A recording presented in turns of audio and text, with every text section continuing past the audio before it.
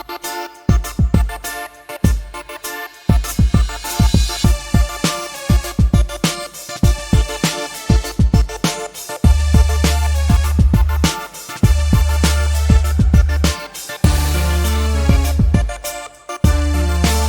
है आप सभी को रेस सीरीज की एक और नई वीडियो लेक्चर में। आज हम लोग देखेंगे अपने पॉलिटिकल साइंस का chapter 1 what is democracy and why democracy का पार्ट 2। पार्ट 1 में हम लोगों ने देखा था कि व्हाट इज डेमोक्रेसी, डेमोक्रेसी होता क्या है, कौन से गवर्नमेंट को हम लोग डेमोक्रेसी कहेंगे, डेमोक्रेसी के डिफिनेशन से कौन कौन से क्वेश्चन राइज होते हैं, ये सारा सब कुछ हम लोगों ने देखा। उसी के साथ साथ हम लोगों ने यह भी देखा था फीचर्स ऑफ डेमोक्रेसी की 4 फीचर्स देखा था। उन चारों उसमें से 2 फीचर्स को हम लोगों ने डिस्कस कर दिया था, वो भी डिटेल में एक स्टोरी जो आपकी बुक में दिया हुआ है उस स्टोरी के साथ साथ मैंने बता दिया था। और उसी में से 2 जो है फीचर्स वो बचा हुआ है, उसे हम आज की इस वीडियो लेक्चर में करने वाले हैं। उसके बाद हम लोग देखेंगे व्हाई डेमोक्रेसी, डेमोक्रेसी क्यों, डेमोक्रेसी क्यों, आखिर डेमोक्रेसी ही क्यों। तो चलिए आज की इस वीडियो को करते हैं शुरू। मेरा नाम है निशान, आप देख रहे हैं लर्निंग कॉन्सेप्ट यूट्यूब चैनल। तो सबसे पहले हम लोग देखेंगे आज की इस लेक्चर 2 का ओवरव्यू। तो सबसे पहले हम लोग जाएंगे फीचर्स ऑफ डेमोक्रेसी का, जो 2 फीचर्स बचा हुआ है, 1 पर्सन 1 वोट 1 वैल्यू और rule of law and respect for right. ये पढ़ेंगे, दोनों को डिटेल में पढ़ेंगे, दोनों में स्टोरीज दिया हुआ है, वो सारा चीज को भी डिस्कस करेंगे। उसके बाद हम लोग देखेंगे व्हाई डेमोक्रेसी क्यों जरूरी है, इसे हम लोग समझेंगे, इसके एडवांटेज और डिसएडवांटेज से डेमोक्रेसी क्यों जरूरी है। डेमोक्रेसी के एडवांटेज से समझेंगे कि डेमोक्रेसी क्यों जरूरी है, और उसके डिसएडवांटेज को भी समझेंगे कि क्या उसमें जो है डिसएडवांटेज है। उसके बाद हम लोग एट लास्ट में देखेंगे ब्रॉडर मीनिंग ऑफ डेमोक्रेसी। आखिर इस चैप्टर से, इस पूरे चैप्टर के कंक्लूजन से क्या हमें पता चलता है कि डेमोक्रेसी कैसा है, बेटर है या खराब है, बकवास है, ये सारा सब कुछ हम लोग लास्ट में करेंगे। तो ये होने वाला है हमारा लेक्चर 2 का ओवरव्यू। तो चलिए फटाफट हम अपनी लेक्चर में आगे बढ़ते हैं। तो सबसे पहले हम लोग कंटिन्यू करेंगे अपने फीचर्स ऑफ डेमोक्रेसी के 2 बचे हुए फीचर्स को हम लोग आज डिस्कस करेंगे। तीसरा फीचर्स, 2 फीचर्स मैंने वहाँ पे डिस्कस कर दिया था। कौन से थे वो लोग? वो थे major decisions by elected leaders and free and fair electoral competition होना चाहिए। तीसरा है 1 पर्सन 1 वोट 1 वैल्यू, यानी कि एक पर्सन का एक ही वोट दे सके, एक पर्सन 1 पर्सन एक ही वोट कर सके, 1 वोट, और उसका वैल्यू क्या हो, 1 हो। ऐसा नहीं कि अगर कोई अपर कास्ट का है तो उसका वोट का वैल्यू ज्यादा होगा, अगर कोई लोअर कास्ट का है, माइनॉरिटी का है, तो उसका वोट का वैल्यू कम हो। In a democracy each adult citizen must have 1 vote and each vote must have 1 value, यानी कि डेमोक्रेसी में प्रत्येक सिटीजन, एडल्ट सिटीजन जो वोट देने योग्य हैं, उनका जो एक ही वोट हो और प्रत्येक वोट का, हर वोट का वैल्यू भी एक ही हो। एक स्टोरी यहाँ पे आपके बुक में दिया हुआ है 3 कंट्री का, एक सऊदी अरेबिया का, एक है इंस्टोनिया का, और तीसरा जो है वो फिजी का है।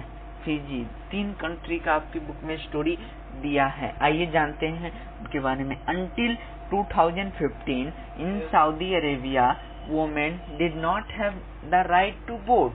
सऊदी अरेबिया में जो था 2015 तक, जबकि इधर 5-6 साल पहले तक ही स्टार्ट हुआ है वोमेन को वोट कास्ट करने के लिए। उससे पहले 2015 से पहले अलाउ नहीं था, जैसे कि आपने हिस्ट्री में पढ़ा होगा फ्रेंच रेवोल्यूशन में कि 1947 में आके वोमेन को अलाउ हुआ वोट कास्ट करने के लिए, उससे पहले नहीं था, वो चाहे अपर कास्ट की वोमेन हो या लोअर कास्ट का।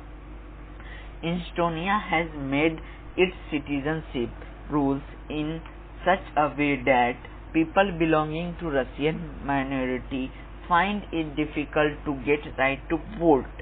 जो इस्टोनिया सिटीजनशिप जो रूल था उसमें पीपल जो रशियन मिनोरिटी यानी रसिया के मिनोरिटी ग्रुप से यानी पिछड़े जाति से जो बिलोंग करते थे उन्हें वोट देने में काफी कठिनाई आती थी। उन्हें एक तरह से आप कह लीजिए कि उन्हें अलाउ नहीं था वोट कास्ट करने के लिए। ये था यहाँ का सिस्टम इस्टोनिया का। और in Fiji the electoral system is such that the vote indigenous Fiji has more value than that of Indian Fijian. यानी इंडिजीनियस यानी कि जो वहाँ के मूलवासी है। मान लीजिए कि आप भारत में हैं, ठीक है, मैं मान लीजिए कि छोड़िए भारत का छोड़ के मैं फिजी का ही बताता हूँ। मान लीजिए फिजी कंट्री में, ठीक है, जो वहाँ के मूलवासी जो जिनका वहीं पे वंश ग्रो हुआ है, वहीं पे सारा सब कुछ हुआ है, तो उनको क्या था कि उनके वोट का जो वहाँ के मूलवासी थे उनके वोट का ज्यादा वैल्यू होता था। वहीं जो इंडिया से जाके वहाँ बस गए या दूसरे कंट्री से जाके वहाँ पे बस गए तो उसका वैल्यू क्या था, कम था मुकाबले किसके जहाँ उनके मूलवासी जो थे उनका वैल्यू। लेकिन ये तो डेमोक्रेसी के अगेंस्ट में है, इसलिए हम इन सारे जगहों में भी डेमोक्रेसी नहीं कर सकते। लेकिन अब सऊदी नहीं कह सकते। तो ये था हमारा तीसरा फीचर। अब हम देखेंगे अपने चौथे फीचर्स को, जो कि rule of law and respect for rights. यानी कि ऐसा नहीं कि जो पावर में है उसके पास पावर है तो बस उसी के पास सिर्फ पावर है, उसको कंट्रोल करने वाला कोई नहीं है, वरना वो तो जो मन में आएगा वो करेगा। इसीलिए एक लॉ होना चाहिए जो कि लिमिट करे, उसके पावर को लिमिट करे। और सिटीजन के भी पास राइट होनी चाहिए, जो फंडामेंटल राइट्स पढ़ते हैं ये सारा सब कुछ, और सब आपस में ही राइट्स की रिस्पेक्ट करे। ऐसा नहीं कि ये राइट्स तोड़ दे वो राइट्स तोड़ दे, ऐसा नहीं, सब आपस में राइट्स की रिस्पेक्ट करें। तो क्या है, a democratic government rule within limits set by constitutional law citizen rights के साथ। ठीक है, आपके बुक में एक स्टोरी दिया गया है जिम्बाब्वे का। किसका स्टोरी दिया गया है? Story of Zimbabwe. आइए पढ़ते हैं क्या स्टोरी में। Zimbabwe attend independence from white minority rule in 1980। Zimbabwe में क्या था, व्हाइट और ब्लैक का जो था कास्ट चलता था। वहाँ पे मिनोरिटी जो और माइनॉरिटी दोनों थे उसमें लड़ाई झगड़े होते रहते थे, व्हाइट पे ब्लैक पे, व्हाइट कलर मैन पर ब्लैक कलर मैन पर। उससे इंडिपेंडेंस कब पाया जिम्बाब्वे? 1980 में। Since then the country has been ruled by JNU-PF। जो कंट्री रूल किया जाता था वो JNU-PF वहाँ का पार्टी का नाम है। The party that lead the freedom struggle के लिए यही पार्टी लड़ाई लड़ा था। Its leader Robert Mugabe ruled the country since independence and every election were won by JNU-PF। और जो ये इसके लीडर जो थे रॉबर्ट मुगाबे, उन्हीं के द्वारा रूल किया गया। और जो हर इलेक्शन जो इंडिपेंडेंस तक होता रहा था वो सारा कौन जीत रहा था? JNU-PF। President Mugabe was popular but also used unfair practice. लेकिन जो मुगाबे था, मुगाबे किसका? JNU-PF का, वो कुछ अनफेयर प्रैक्टिस भी इलेक्शन में जीतने के लिए यूज करता था। जैसे कि मैंने अगले में पार्ट में आपको बताया था कि जो चाइनीज कम्युनिस्ट पार्टी थी और जो मेक्सिको का था PRI पार्टी, उसका फुल फॉर्म अगर याद है आपको तो आपको कमेंट में बताना है क्या है। ऐसे मैं बता देता हूँ, इंस्टीट्यूशनल रिवोल्यूशनरी पार्टी। वो सारा जो थे वो डर्टी ट्रिक्स यूज करते थे, यानी बेईमानी से इलेक्शन को जीतते थे। Over years his government changed the constitution to increase power. और जो गवर्नमेंट है वहाँ का जो सरकार है वो जो कॉन्स्टिट्यूशन में अमेंड करती रहती थी, यानी चेंज करती रहती थी। किस लिए चेंज करती थी? अपनी पावर को इंक्रीज करने के लिए। जैसे कि जनरल परवेज मुशर्रफ पाकिस्तान में क्या किए थे? सारा पावर खुद पर लेने लगे, चीफ एग्जीक्यूटिव बन गए, फिर लीगल फ्रेमवर्क लागू कर दिया, ये सारा सब कुछ कर दिया। Opposition party workers were harassed and their meeting disrupted. और जो अपोजिशन पार्टी के लोग होते थे उनके जो मीटिंग को डिसरप्टेड कर दिया जाता था। कौन करते थे? JNU peer party. Public protest and demonstration against the government were declared illegal. और जो पब्लिक प्रोटेस्ट होता है, डेमोन्स्ट्रेशन होता है गवर्नमेंट के खिलाफ, वो इलीगल कर दिया गया था अमेंड करके कॉन्स्टिट्यूशन को। There was a law that limited the right to criticize the president। और एक लॉ था जो लिमिट कर देता था पीपल को to criticise the government. Television और रेडियो जो है कंट्रोल किया जाता था गवर्नमेंट के द्वारा। जो गवर्नमेंट का इच्छा होता था बस वही चलता था टेलीविजन और रेडियो में। द एग्जाम्पल ऑफ, और ये जो एग्जाम्पल मैंने जिम्बाब्वे का आपको बताया वो शो करता है कि डेमोक्रेसी के में रूलर के पास तो पावर होना चाहिए, लेकिन बस उसी के पास नहीं, लोगों के भी पास पावर होना चाहिए, उसका पावर लिमिट होना चाहिए। ये डेमोक्रेसी का चौथा और आखिरी फीचर्स है। अगर ये सारा फीचर्स डेमोक्रेसी फॉलो कर लेता है, अगर ये सारा फीचर्स जो है कोई भी गवर्नमेंट फॉलो कर लेता है तो हम उस गवर्नमेंट को डेमोक्रेसी कहेंगे। उस राज्य में या उस कंट्री में क्या है? डेमोक्रेसी है। तो ये फीचर्स था। अब हम बढ़ेंगे व्हाई डेमोक्रेसी। डेमोक्रेसी ही क्यों? डेमोक्रेसी क्यों है जरूरी? ठीक है, डेमोक्रेसी ही क्यों, या डेमोक्रेसी के अलावा और कोई क्यों नहीं? तो इसे हम लोग समझेंगे उसके एडवांटेज से। एडवांटेज हो गया कि डेमोक्रेसी क्यों जरूरी है, ठीक है, और इसका डिसएडवांटेज को भी समझेंगे। तो सबसे पहले हम लोग देखेंगे डिसएडवांटेज, जो कि है आर्ग्यूमेंट अगेंस्ट डेमोक्रेसी, यानी जो आर्ग्यूमेंट अगेंस्ट है डेमोक्रेसी के, यानी कि डिसएडवांटेज। तो इसका पहला डिसएडवांटेज क्या है कि जो डेमोक्रेसी का जो लीडर रहता है, आपको पता है एक फिक्स टर्म में 5 ईयर, कहीं पे 6 ईयर रहता है, बदलते रहता है। तो उसके कारण क्या होता है? इंस्टेबिलिटी आ जाता है। यानी कि एक, जैसे कि मान लीजिए कि आप एक जगह का राजा बन गए, ठीक है, अगर फिर आप चेंज हो गए, आप दूसरे जगह गए, तो दूसरे जगह को समझने में आपको समय लग जाता है, उसी में ज्यादा टाइम वेस्ट हो जाता है, इसीलिए इंस्टेबिलिटी आ जाता है। यानी leaders keep changing in a democracy, this leads to instability. और जो दूसरा पॉइंट है कि जो है डेमोक्रेसी में पॉलिटिकल कंपटीशन होने लगता है। उसी के कारण आप देखते होंगे कि कहीं पे मर्डर हो जाता है, कहीं पे लड़ाई झगड़े, ये सारा सब कुछ बस क्या होते हैं? सरकार, गवर्नमेंट बनाने के लिए ये सारा सब कुछ होता है। Democracy is all about political competition and power play. तीसरा क्या है? So many people have to be consulted in a democracy that lead to delays. Democracy में कोई अकेला डिसीजन नहीं ले सकता, उसमें बहुत सारे लोग, जैसे कि पार्लियामेंट में, लोकसभा में बहुत सारे मेंबर रहते हैं, सब मिल के एक डिसीजन को लेते हैं। तो उसी के कारण क्या होता है? डिले हो जाता है, ज्यादा टाइम लग जाता है। चौथा क्या है? जो इलेक्टेड रिप्रेजेंटेटिव है या लीडर है, उसे तो लोगों का इंटरेस्ट, लोगों को किसमें ज्यादा इंटरेस्ट है वो तो पता नहीं चल पाता है। इसी के कारण कुछ उसमें मिस्टेक, गलती भी हो सकती है, ठीक है। और पांचवा क्या है? Democracy leads to corruption for it is based on electoral competition.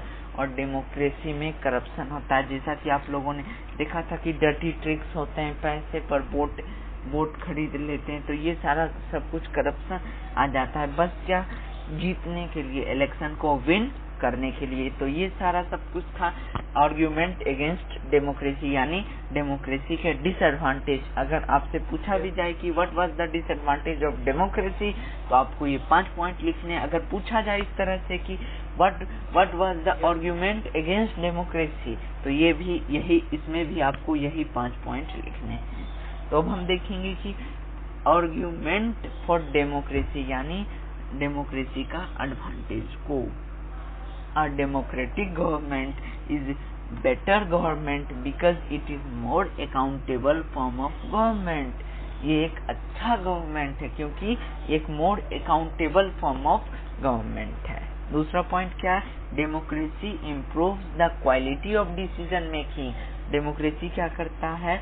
Improves quality of decision making की क्वालिटी को इम्प्रूव करता है। जैसे कि सारे लोग मिल के एक डिसीजन लेते हैं तो सारे लोग ठोक बजा के सारा कुछ इसका कमी देख लेते हैं, फायदा देख लेते हैं, तब जाके एक डिसीजन लेते हैं जो कि एक बेस्ट डिसीजन होता है। भले ही उसमें डिले हो लेकिन वो डिसीजन बेस्ट होता है।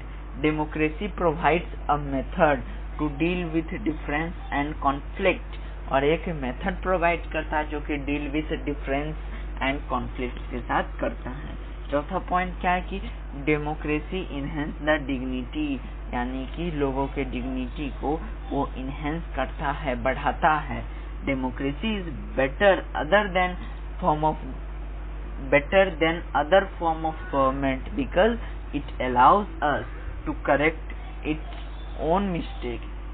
डेमोक्रेसी क्या है? वो दूसरे गवर्नमेंट के मुकाबले एक बेस्ट गवर्नमेंट है क्योंकि ये अलाउ करता है कि आप अपनी गलती को सुधार सकते हैं, इसीलिए ये एक बेस्ट गवर्नमेंट है। तो हम लोगों ने इसका एडवांटेज और डिसएडवांटेज देख लिया। आपको दोनों ही बस माइंड में रखने हैं, एग्जाम में डायरेक्ट क्वेश्चन भी पूछे जाते हैं तो आपको वो बात ध्यान रखनी है। अब आता है हमारा आखिरी topic, broader meaning of democracy, यानी कि पूरे चैप्टर से एक आउटलाइन क्या, एक कंक्लूजन क्या निकलता है। कंक्लूजन यह निकलता है कि other form of government like monarchy, dictatorship, one party rule यानी कि उसमें बस एक ही पार्टी रूल करे, require one citizen to take part in politics, में सिर्फ एक सिटीजन को, जैसे कि मोनार्की में तो आप जानते हैं कि कोई किंग है, ठीक है, उसके बाद उसका जो आने वाला जनरेशन है वो बनेगा। तो इसमें डिक्टेटरशिप उसी प्रकार का होता है, वन पार्टी में भी उसी प्रकार का। तो इसमें सारे लोगों को तो एक्टिव पार्टिसिपेट करने की जरूरत ही नहीं है, बस एक सिटीजन। तो उसी के कारण क्या होता है कि जो मन में आता है क्योंकि ये अकेला है, जो इसका इच्छा होता है वो ये कर सकता है। ये बाउंडेड कोई लॉ से नहीं रहता है, इसका कोई जो पावर है वो लिमिट नहीं किया हुआ रहता है। लेकिन but democracy depend on active political participation by all citizens.